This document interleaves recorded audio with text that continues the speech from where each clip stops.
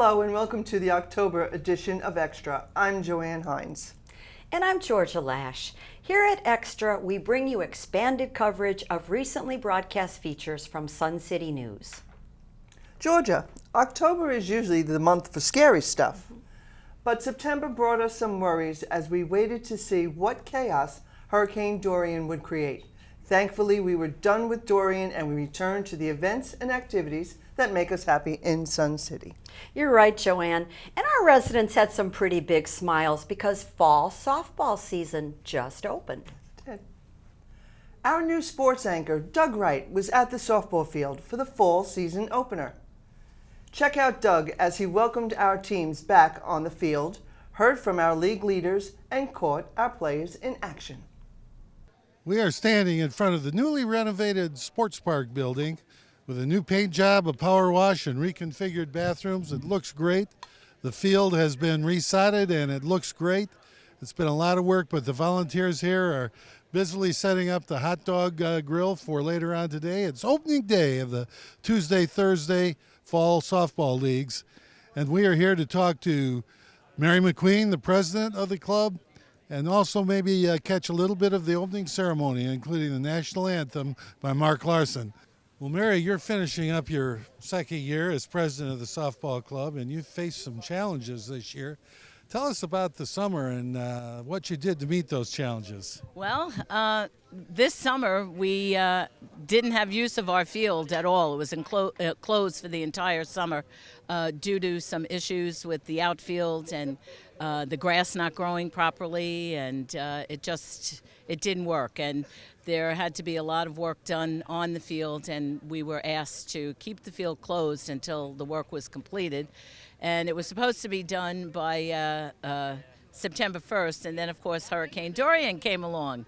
However, having said that, other areas up here at the field, our building has been refurbished and painted, and the bathrooms, and just everything's being updated in this sports park. So other than not being able to play on the field, and just to backtrack a little, we were fortunate enough to be able to go to Hardeeville and use their fields. Harry Williams, who happens to be the mayor, is also a member of our softball club as well, and he worked right along with Mitch Sachs, who's our secretary in the club. And Mitch did an outstanding job just coordinating schedules and teams, because we have so many venues here that everybody played over in Hardeeville this summer. And how many members do you have these days, and how many leagues and teams, etc.? Okay, we have roughly 400 and close to 450 members. We have, I think it's 12 teams in both leagues. We have the Saturday League, they have 11 teams, 12 teams here in the Tuesday-Thursday League. So, plus we have, Wednesday group and ladies teams and Rockets and Rascals. And so there's always something going on here. Rockets and Rascals. Rockets and Rascals. All right, I look forward to learning more about that. Well, Mary, we thank you. You did a great speech this morning, and we look forward to another great fall season. Thank you. I look forward. I have 4 more months left, and that's it. My time is up, and I love this club. It's the best club in Sun City, we all feel, and I will I will still be on the board as past president, but my other duties will be done, and believe me, I'm ready. Well, I'm here with Mitch Sachs, the secretary of the club. And Mitch, tell us about the summer. It must have been a real cluster, as they say. Yeah, it really was. I mean, the field was shut down for almost 3 months. We came out, and we don't know the exact problems that we had, but luckily for us, I went down to Hardeeville and made arrangements so that we could play and use the field. And if we wouldn't have had that, we would have had guys just sitting around for 2 or 3 months. I run the Wednesday program, which is the instructional league. We kept that going. We tried to make the field in Hardeeville available to just about every team that wanted to come down and play. It was kind of hard to have to come up here and look at the field and not be able to get out on the field. As a joke, I was ready yesterday reminding everybody about opening day, and was going to give them a map to how to get to the field because we haven't been here so long. So it's a work in progress, but we're ready. But you managed to get all the scheduling done and rate the players and have the draft, and now you're ready to go. Well, we thank you for your time today, Mitch. Have a great season and a good job running the summer program. Thank you very much. I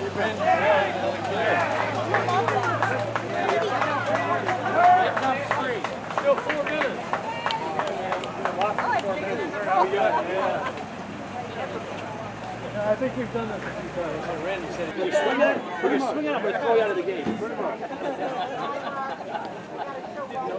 going to have new rules. Everybody's got to swing out of 10 minutes. Good hit, go clear! Great to have our teams back, Georgia, on the field. And let's not forget those hot dog days. Makes us happy. And another reasons our residents have been happy is the reopening of the Prairiesburg Pool. Our news anchor, Norma Taylor, was there to see. We're at the opening of the Prairiesburg Indoor Pool and Spa. Today is the first day, and it looks beautiful. There's been a new deck installed, gorgeous looking, and all the plaster inside the pool, all the holes that were there the previous time we came here have all been fixed. We have new lane markers here. As you can see, they're all brand new for people to do their laps in. And also, there are new bonding and plaster, and we have new covers for people going in and out on the stairs. So it's great for the people who had to go to some of the other pools, and now they can come here. I'm here with Frank Walker, and Frank, this is your first time at the opening here of the new pool. What do you think? I think it's great. It's really, really beautiful. They did a beautiful job, I have to say that. Now, I just had a nice swim. Okay, now have you been going to some of the other pools because this has been closed? I've been going to the outside pool, to tell you the truth, every day. Okay. Yeah. Uh-huh. Yeah. And I enjoyed that also. It's getting a little cool now, so I want to come back inside. Oh my goodness, isn't it wonderful that it's getting a It's- little cool? Oh, it's great. It's wonderful. It And is. you notice the new lane markers there because you Everything is just perfect. It's, everything is nice and clean. I mean, I can't wait, come back and do some laps. Okay, well, I'll leave you to it, Frank. Thank you. Okay, thank you. Well, the heaters are not working yet because the paint has to dry, but the water's fine, so come on in. Speaking for the Government and Business Affairs Board-appointed committee, Joe Frigale, the Elections Committee chairperson, stopped in our studio. Joe discussed the upcoming community elections with reporter Judy Lampe.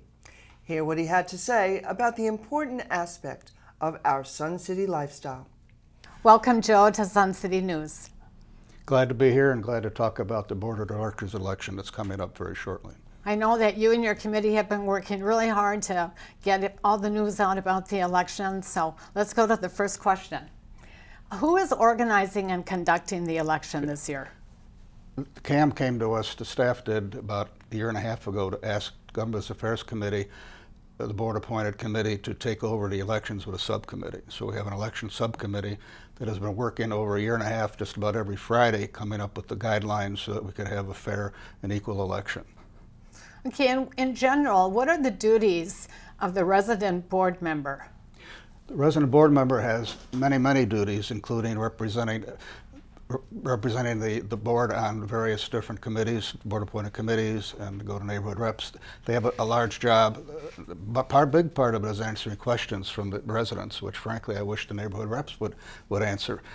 But to me, the biggest job of the board of director resident committee member is with the neighborhood reps is to be the communication network of Sun City, because we communicate about 30 ways with our residents, and to me the most important thing in neighborhoods to go from the bottom, so to speak, up to the board and let the board know what's going on with the residents and what we'd like to do and what we want to do. Okay, so communication is the real big part. The best communication that we have is from neighborhood reps to the residents. Okay. Unfortunately, not everybody reads the sensations or emails. Right. So when can you apply to run for the board of directors? Okay. The time to register for the board of directors campaign is passed, unfortunately. If you want to be a neighborhood rep, you have until September 27th to do that. And the active campaigning does not start until October 2nd, when the candidates can do an active campaign and they can have a staff that, fortunately, they have to let us, the election committee, know who's on their election staff so that we know who's doing what. So it's It's October 2nd at 5 o'clock, or after the announcement of the candidates is made that they can run the campaign. Okay.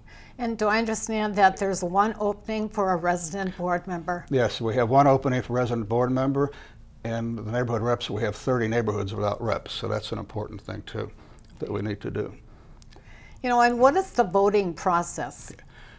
Nordis, who's the company that has run our elections tallied our elections for quite a few years now, will send out 2 emails to every resident in Sun City that has an email address, and they'll do that twice. They'll see who responds and who doesn't. So if they get a negative feedback that it's not answered, they will send out paper ballots to those residents that don't have an email address. And then starting on November 5th at 12:01 in the morning, you can vote on your computer, your home computer, or anywhere you are in the country to vote for the candidates. And there's a specific procedure. Nordis will send out a user ID and a password for you to vote, and then you can vote up until November 7th at 5 o'clock. And also there will be kiosk voting at Lakeside and at Pinckney Hall, where we'll have kiosks with a member of the staff and a member of the election committee showing you how to vote, and you can vote on that. So you can vote 2 ways. Paper ballots, turn them into Palmetto Commons by 5 o'clock on October 31st, to have them postmarked by 5 o'clock October 31st. You know, what if there's a new resident that might be listening to this, you know, and they haven't really registered to vote? Is there something that they need to do? They need to be a registered community resident to vote, and the deadline for that is September 23rd, so Nordis can get everything they need to get together to get hold of every resident that's registered. So I think it's a good process, and the election committee has done a good job of putting guidelines in so people do run a fair and equal election. Is there anything else that you would like to add? The other thing is that you have to have 20% of the residents vote for the board member. And you need 20% of each neighborhood to vote for neighborhood reps and alternate neighborhood reps. And if you don't do that, then you have to do it all over again. And there's a lot of expense and time that you don't want to have to do to redo an election. So whether you're unopposed or not, you may not have to campaign to win the election, but you need to campaign to get the residents out to vote, either neighborhood rep, alternate neighborhood rep, or resident board of director members. Okay, and if somebody if a resident doesn't really know what candidate who's running, there are town halls, is that correct? Yes. If you look at your sensations on page 11 of September sensations is a timeline for when we will have, there'll be 2 town hall meetings, there'll be a meet and greet with the candidates, and there'll be other functions that they can have. They can have meet and greets in people's homes, they can have posters, they can have flyers that go in a lower mailbox. There's a lot of things they'll do. And there'll be digital signs they can have. There'll be articles on the sensation about their background and what they think they can do for the community. Okay. So it's very good. All right. Anything else you can think of? No, I just suggest that they vote. And the big thing is rumors. If there's good communication from the residents to the board, then that will offset a lot of rumors that unfortunately come around in Sun City. Okay, and tell us one more time, when can you actually vote? You will vote on November 5th, either at your home or wherever you have a computer around the country, at 12:01 in the morning.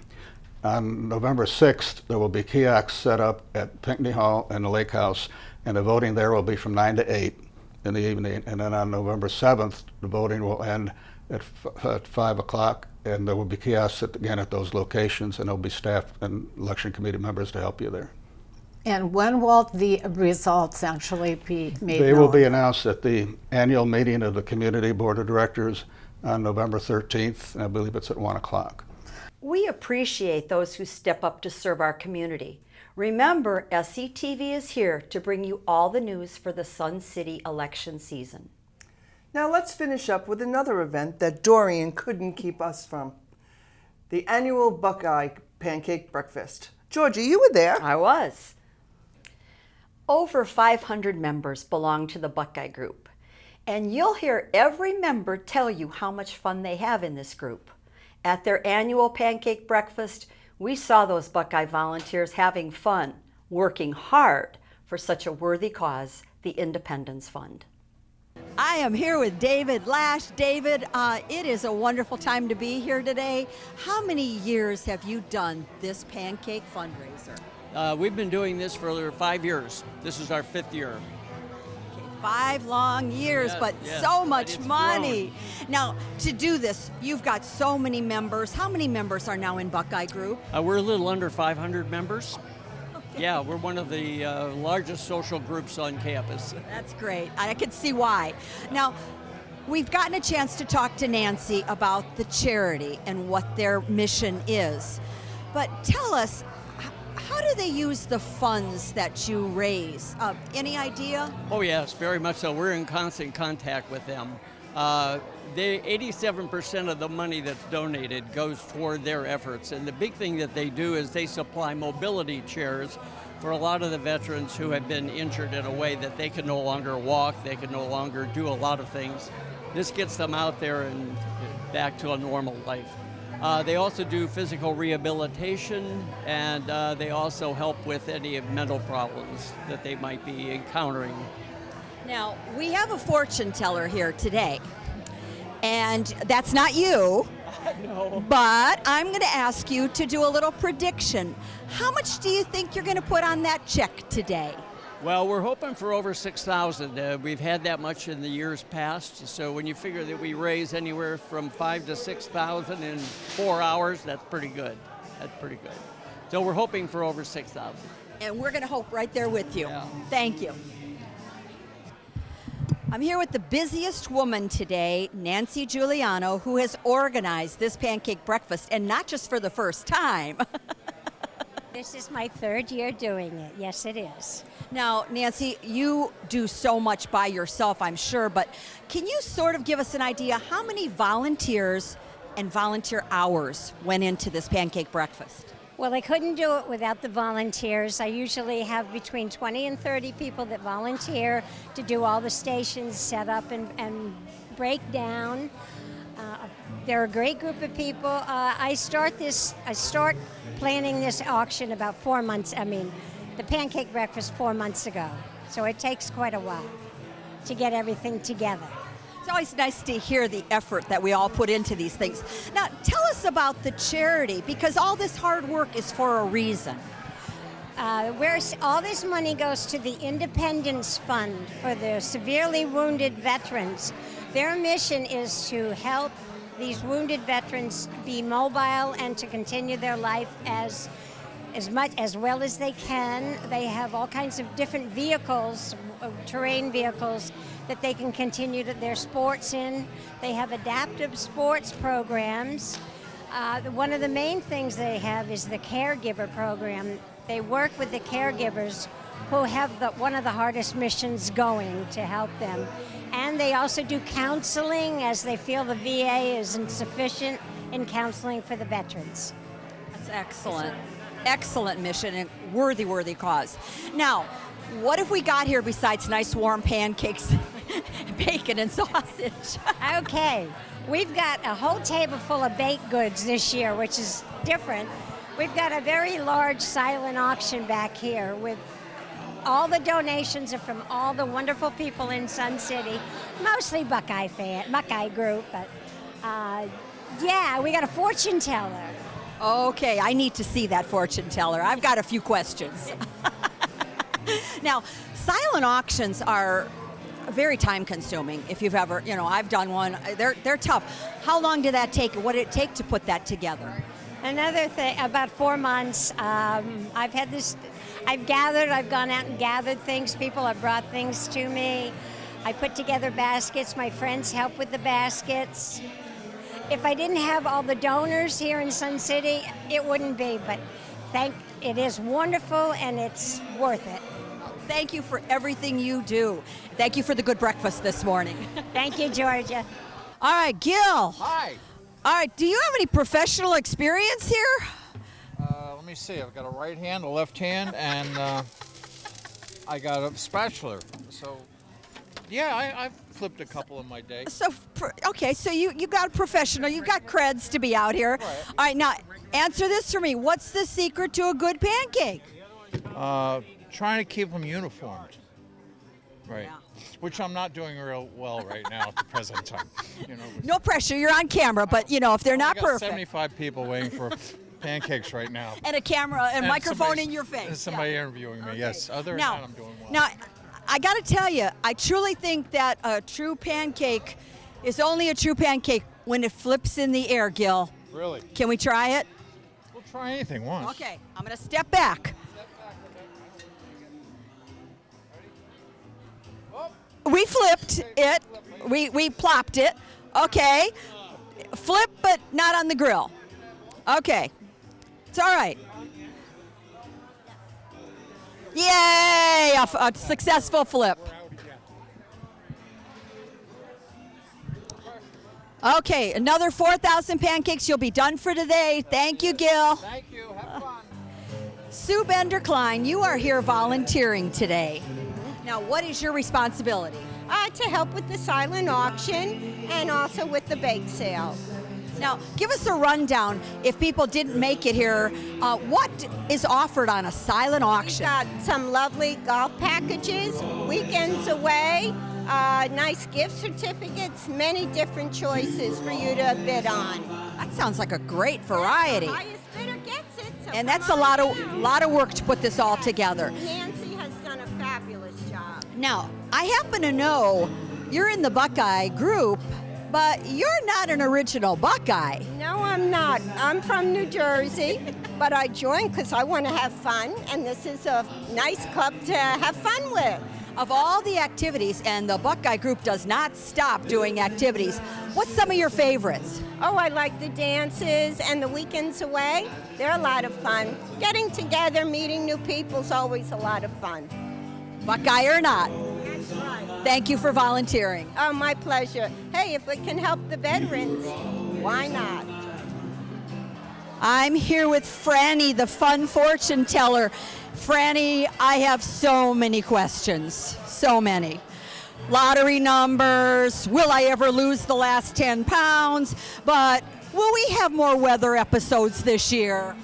Oh, let me look at the crystal ball. Oh, wait, I'm a little nearsighted, so I have to look. Oh. No, we are fine. The ball says no more weather, only cooler, beautiful weather in the 70s. A little breeze, perfect golf and tennis and bocce weather. I have a feeling that might be a better weather forecast than we've heard for several weeks here now. Now, on a little more serious note, what do you predict is the benefit of all the people, all the time, all the money that's being spent here today? Well, that's a great question. And the crystal ball reminded me that last year, because of the support of everybody in Sun City who came to the Buckeye annual pancake and silent auction party, we raised $6,000 last year. And the crystal ball said, we will beat that this year. Oh, my Lord. Oh, yay. Yes. The crystal ball says $6,500 this year, if not more, for our veterans who served so hard and paid the ultimate price. The Independence Fund provides mobility wheelchairs for them, caregiver support, physical therapy, all sorts of wonderful benefits. Look on the website, theindependencefund.org, and you can see all the wonderful things they do for our veterans. We hope you support them year-round, but as always, at least once a year at the Buckeyes annual pancake breakfast and silent auction. Thank you, Franny. Thanks to the Buckeye Group, there is nothing like a warm stack of pancakes served with the side of doing good for a worthy cause. I think we can say that the pancake breakfast was a sweet success. And those stacks of pancakes brought stacks of cash for that Independence Fund. That's extra for October. I'm Joanne Hines. Please check out the program guide in Sensations and the Sun City website for our other SCTV monthly shows. And I'm Georgia Lash. Thank you for watching. Please join us again next month as we bring you extra coverage of stories and features from Sun City News.